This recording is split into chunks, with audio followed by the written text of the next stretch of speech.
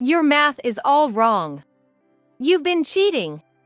John's angry shout rings in my ears, piercingly. When I had a cafe latte earlier, I didn't drink much, but now I feel incredibly unwell. I'm 9 months pregnant, and John, knowing I'm allergic to milk, made me drink it. Far from being remorseful, he's accusing me of infidelity. No, it's not like that. Help me. I lack the energy to clearly deny John's suspicion. My hoarse voice, barely escaping my lips, bursts and quickly fades in front of him. No use acting like that. I won't be fooled. You're pretending it's a big deal when it's not. John, convinced I'm cheating, leaves me suffering and, maintaining his suspicion, turns his back and walks out of the house. Oh, what do I do? This is the end. With my last bit of strength, I try to call someone on my smartphone. But it slips from my weak grip. Please, someone, help me. My name is Nancy. I'm a 33-year-old housewife, living with my husband John, a classmate of mine. We met through a mutual friend 2 years ago. Both of us are over 30 and thinking about marriage. We were already seriously considering each other as spouses when we met. John works for a general trading company, with a satisfactory income and handsome looks. Excuse me, but why hadn't you married until now? Though it seemed impertinent, I was genuinely curious and asked him right then. I actually had a fiancé until 6 months ago, but it fell through. So, I was looking for a new partner. He replied, refreshingly. I nodded, understanding. Being jilted must have been hard. I hadn't experienced it but could empathize with John's pain. After that, we chatted about trivial things, like hobbies and how we spend our days off. We both enjoyed visiting art galleries and watching movies, and I felt if we dated and got married, we would have fun days together. We hit it off and parted ways, reconnecting a week later. Though the development was surprisingly fast, I could be myself on dates with John, without feeling tense. Being with John, I knew I could be natural. Sensing this, I started making moves on him. It seemed he liked me back, and within a month of meeting, we started dating. It was a whirlwind romance, very different from my past relationships. But I already knew John was a good man, and I wanted to secure a future with him, handsome and with a good income. Our relationship as lovers went smoothly, and a year later, we got married. He proposed during my birthday dinner on a cruise ship. Being allergic to milk, he had the chef use soy milk for my dishes. I really admired and was proud of John for such considerate gestures. Naturally, I accepted the engagement ring and proudly wore it on my left ring finger. I had once dreamt of wearing an engagement ring, and now it felt like a dream come true. I was so happy. I'll cherish you forever, John said, slightly flushed from the wine, and kissed my cheek. That night was blissful, savoring the joy of marrying John. Soon after, we registered our marriage and moved into our new home for just the two of us. Let's live near your parents' house. It's close to my work too. It'll be safer, right? Wow, really? Thank you. John suggested we live in an apartment near my parents' home, knowing I'm an only child and they'd be worried. Considering we might start a family soon, I was grateful for the idea. I might need my parents' help. My family, including relatives, all live nearby. As a kid, I used to play a lot with my cousin Tom. So, starting a new life near my family home was just what I wished for. When we began our life in the new place, I quickly realized something. John didn't do any housework at all. But, since I became a full-time homemaker, I thought it was okay. However, as time went on, it wasn't just that he didn't do housework, he increasingly made a mess. No matter how much I cleaned, it would quickly get messy again. I once gently tried to talk to John about it. Hey, can you try to keep the room a bit tidier? Like, at least put your clothes in the laundry basket? I said it as kindly as I could. But John didn't like being told what to do and just responded with, "That's annoying, I don't wanna." I sighed and picked up his scattered clothes. Apart from his untidiness, there wasn't much else that bothered me. On days off, he always tried to take me out on dates. We watched movies we liked and visited limited-time art exhibits. Our married life was fulfilling. The shadow over our happy life appeared when I discovered I was pregnant. I realized I was late and tested positive. I went to the hospital and was told I was pregnant. I was overjoyed at the thought of having a child with John. The mere fact of carrying a child I shared with my loved one made the world seem brighter. When I got home that day, I couldn't wait to tell John. "Honey, I have big news. I'm pregnant," I said with a beaming smile, but John's eyes widened in disbelief. "Really?" "Yes, really. I'm 3 months along. The baby will be born around the 9th month, so we have some time, but it's exciting," I said cheerfully. But I saw a cloud of doubt cross John's face. 3 months. Yes. Huh. John seemed caught on something, stroking his chin thoughtfully. "Aren't you happy?" "Well, sort of." John's response was cryptic, and he didn't say anything more. Maybe he didn't really want a child with me. But before we got married, he casually mentioned wanting as many kids as possible. So why isn't he happy? I was left feeling unsettled, but the fact remained, I was pregnant. I tried to convince myself that John was just struggling to catch up with the sudden news. They say fathers often develop paternal instincts later, so maybe he just couldn't grasp the pregnancy news suddenly. I reassured myself. But since that day, John's attitude has become somewhat colder.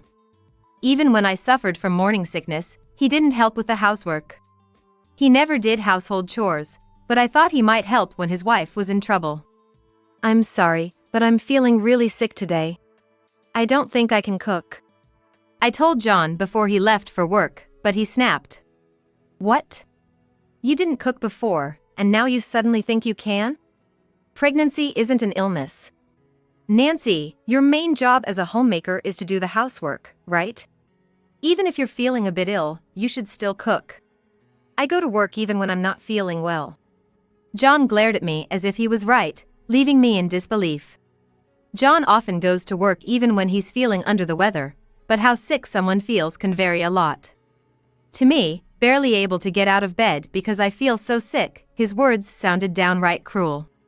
"But I really can't move," I replied with a pleading look, but John just snorted dismissively. "Fine. I'll grab something to eat out today," he said, almost spitting the words out, and left the house. I never imagined it would come to this. I had always thought that John and I would definitely build a happy home together. But his attitude changed completely as soon as I got pregnant. Maybe I was wrong about him, I thought, feeling down. That night, John came home drunk. I had been feeling sick all day and hadn't eaten much. I hoped he might have brought something back that I could eat, but he came home empty-handed. That made sense, given how he's been acting lately. Am I just not important to John anymore? Doesn't he want our child? Such thoughts made me incredibly sad. Even after I entered the stable period of my pregnancy, John's attitude didn't change. In fact, he seemed even harsher now that I was feeling better. "So, some of my junior colleagues want to come over to our place," John said one day after coming home from work. "Juniors? How many?" "5. Might be more. I want you to cook for them. Don't serve anything lousy. I don't want them to know my wife can't cook." "Huh, 5 people, that's a lot. Can our place even fit that many? Besides, I don't think I can handle that much right now. Even though it's my stable period, I don't feel up to entertaining and cooking for so many people. There would be a lot to handle. The thought of hosting them all by myself was daunting." "It'll be fine, you're in your stable period. Anyway, I'm bringing them over this weekend. Make sure you don't embarrass me." John then went to the bathroom, humming a tune, as if he had said nothing out of the ordinary. I was filled with anxiety. As promised, John brought 5 colleagues over the next weekend. 4 men and 1 woman, the gender balance seemed off to me. But maybe there are fewer women in sales at a general trading company. "Nice to meet you, I'm Emily. Thanks for having me today." The cheerful greeting came from the only woman, Emily. She had long hair swept to the side and striking features, looking like she was in her late 20s. Despite being younger than me, she had the air of a beautiful older sister. I felt immediately tense. "Nice to meet you. I can't offer much, but please, make yourselves comfortable," I said, trying to act like a boss's wife, and ushered everyone to the dining table. As I started preparing the meal in the kitchen, the group, including John, chatted away about work and gossip. Emily seemed particularly good at keeping the conversation lively, with timely responses and sharp interjections. I felt like I couldn't fit into their circle. Resigned to staying in the background, I brought the food to the table once it was ready. Everyone seemed pleased with the meal. "Is this cream soup made with soy milk?" Emily asked, her large eyes growing even wider. "Yes, it is. I'm allergic to cow's milk, so I always use soy milk for dishes that need milk." "Oh, I see," Emily responded, seemingly satisfied with my explanation, and continued eating. "Come on, just because you're allergic to milk doesn't mean you can't use real milk for guests," John retorted sharply. I had expected him to say something like that, so I sighed. "I have to eat it too, so it has to be soy milk." "Then you should have made separate dishes." "But I can't taste it if it's not soy." Our guests watched our exchange with bewildered expressions. "Sorry everyone, she insists on this allergy thing." "But allergies are just like picky eating, right?" John mocked me. The juniors looked uneasy, probably out of respect for their boss. "Well, soy milk is tasty too. Please, enjoy it while it's still warm," I said, trying to sound cheerful. Only Emily seemed deep in thought, remaining silent. The dinner with John's juniors somehow came to an end, leaving me completely exhausted. I had hoped John would at least say thank you, but he went to sleep without saying a word. Recently, our conversations had dwindled, and I was feeling very insecure. His mocking comments about my allergy today only added to my frustration. Months passed, and I was now 9 months pregnant. John had been coming home late from work, and we hardly talked anymore. I missed the days when we used to go out on dates and felt incredibly lonely. With the baby coming soon, I thought it was natural to want to enjoy our time together. But John didn't seem to share that wish. One day, John appeared in the living room with a large bag and a familiar cup in his hand. It was from a coffee chain we used to visit when we were closer. "I'm going on a business trip for 3 days starting today. I took a walk this morning and found this store, so I bought this. Soy latte, remember?" "Oh, yes. We haven't been there in a while." It was unusual for John to go for a walk in the morning. Finding the coffee shop and buying soy lattes seemed out of character for him lately. He waited with a smile as I took the soy latte. Had he had a change of heart? I was a little happy, thinking John might be returning to his kinder self. I wished we could go for a walk together again. Maybe after the baby is born. I took the soy latte from John and drank it eagerly. It brought back memories, but I quickly realized it didn't taste like the usual soy lattes. "Ugh, this is normal milk." By the time I realized, it was too late. I dropped the cup from my hand. John's face was twisted into a smug grin. "I'm in pain." My breathing became labored, and I collapsed on the spot. "I've always suspected. Is the child in your belly really mine?" "What?" I was utterly shocked by his sudden accusation, suspecting the baby was someone else's. "When you said you were 3 months pregnant, I doubted it. I don't recall doing anything that could lead to it 3 months ago."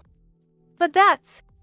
I wanted to explain, thinking John was misunderstanding something, but I couldn't speak through my struggling breaths. "Your calculations are off. You must have cheated." John's angry shout echoed in my ears. I had only had a little of the cafe latte, but now I felt extremely unwell. John, far from showing any remorse for making me drink milk, an allergen, while I was 9 months pregnant, instead suspected me of cheating. "No, it's not that, please help me." I lacked the energy to clearly deny John's suspicion. The raspy voice that emerged from my lips burst and quickly vanished in front of him. "All that acting is pointless. I'm not fooled. It's just an allergy, not a big deal." John, convinced that I was cheating, turned his back on me, suffering, and left the house without helping. Oh, what should I do? This is the end. With my last strength, I tried to call someone on my smartphone. But the phone slipped from my powerless hand. Please, someone, help me. As I desperately screamed in my mind, my consciousness began to fade. When I woke up, the first thing I saw was a white wall and ceiling, and I realized I was in a hospital. I had been saved. As I felt relieved, a face peered into my view. Nancy! You're awake! Tom. It was Tom, my cousin who lived nearby. I got a call from Nancy, but heard nothing at first, so I thought it was a mistake. But then I heard labored breathing and realized something was wrong.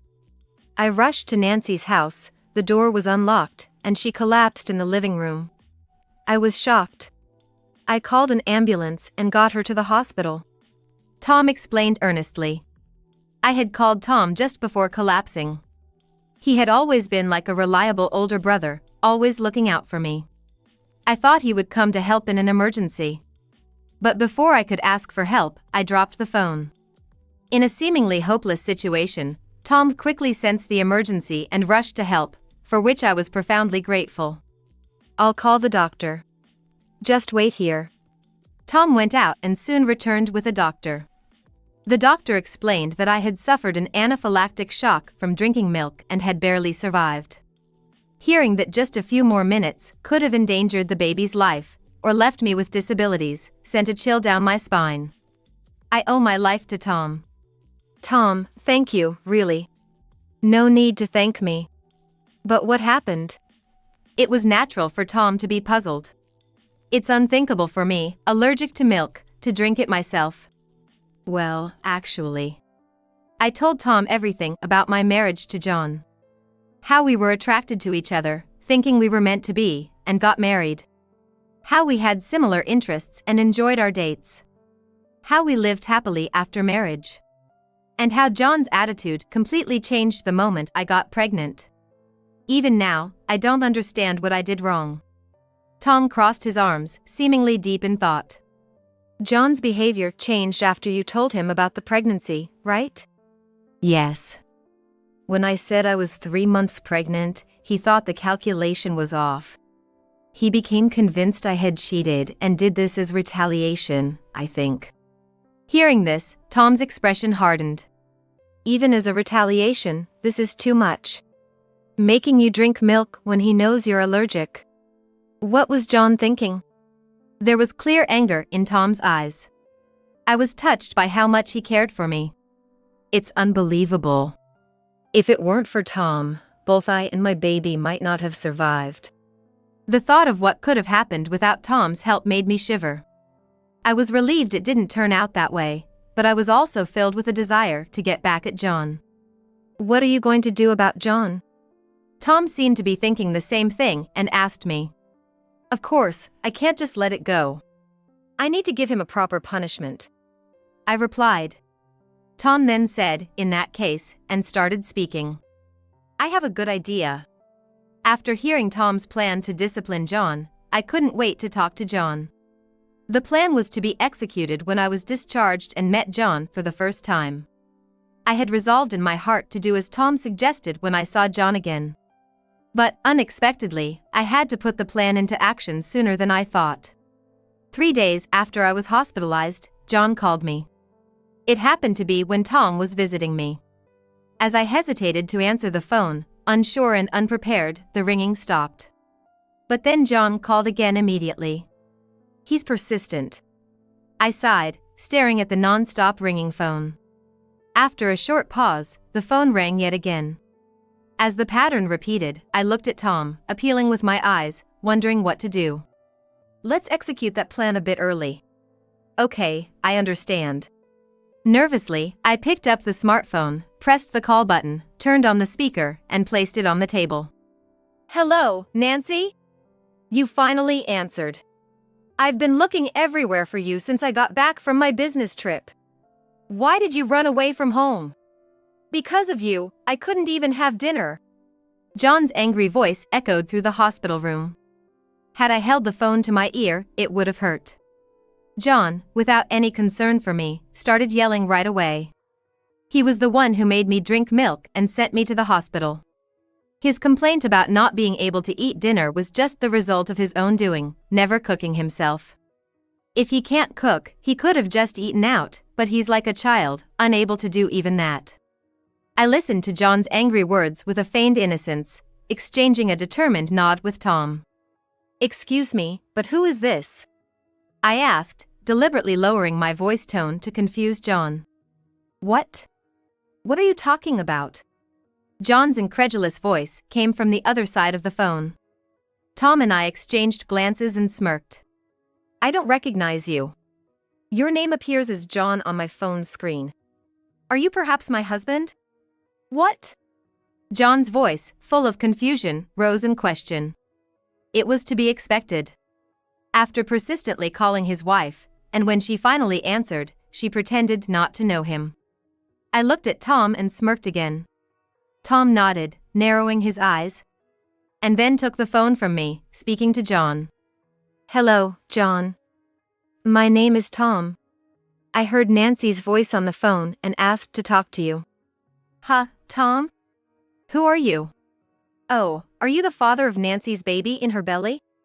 So, you're the one she cheated with." John jumped to conclusions and accused Tom in a sharp voice. "Cheating?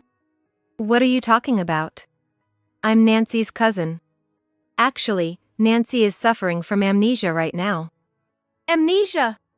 Yes, this was the plan Tom and I had come up with. I would pretend to have lost my memory to confuse John. The idea was to draw out John's admission that he had made me drink milk. We had originally intended to execute it when we met in person, but John's call had pushed the timeline forward. But that's not a problem. In fact, it might be better over the phone since he can't see my face. "Yes." "Oh, you didn't know? Nancy had an anaphylactic shock 3 days ago from a cafe latte she drank." "What?" John seemed unfamiliar with the term, and I could tell he was puzzled over the phone. "She nearly died from ingesting milk, an allergen. It almost affected the baby in her womb. Nancy has lost her memory from the psychological shock. You were the one who gave it to her, right?" Tom said sternly, and John let out a small scream. "No, it's not." "What's not?" "I did give her the drink, but it was Emily who told me to do it," John exclaimed, his voice shaking. Hearing this unbelievable revelation, Tom and I exchanged glances. Then suddenly, we heard a woman's voice from the other end of the line. "Wait a minute." It was Emily. I remembered her well as one of John's juniors who had visited our house before, and she was pretty.